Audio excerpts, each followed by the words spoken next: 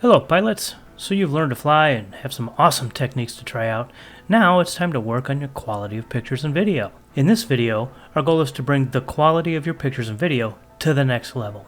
If you are already an experienced photographer or videographer, this is probably not for you. If you don't know what f-stop, ISO, shutter speed, or rule of thirds are used for, Google them real quick and come right back.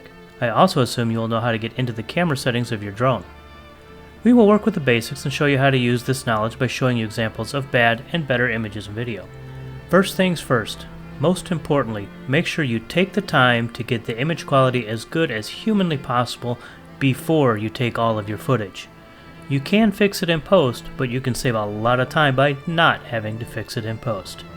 Also, if you're recording video, do not set everything to auto. It will look unprofessional. So what can we do to get that image quality? First, exposure. Get it right before you fly. Ensure that you're not blowing out your picture or video. Most mid-level drones have a fixed aperture lens, so there will be no changing of the aperture. High-end drones will give you full control. Here are some things you can do to control the exposure. Filters. Buy a set of ND filters to fit your drone and use them.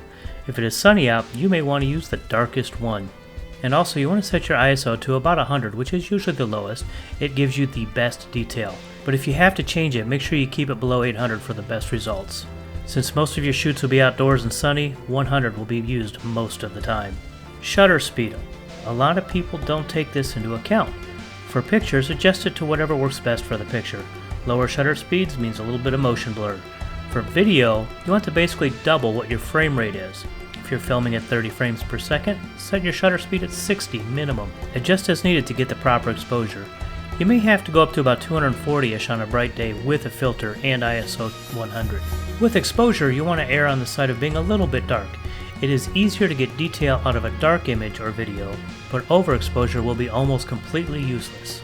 Second, white balance. If it is a clear or completely overcast day, that makes it easy to set it to sunny or cloudy. Done. If it is partly cloudy or partly sunny, pick the setting that will work most of the time. Any other setting will probably be useless since drones are mostly used for outdoor shots. That is the quality of the actual picture and video. Now let's get into composing a good image and video. These will apply both to pictures and video. If you want tips on different kind of movements for video, watch the video on tips and maneuvers. Framing and composition. Use the rule of thirds.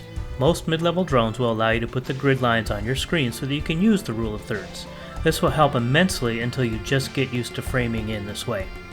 Sometimes you can use symmetry when a shot calls for it. Line up everything in a symmetric fashion and go to town. You can also use a different perspective, which is the easiest with a drone because you're flying up in the air.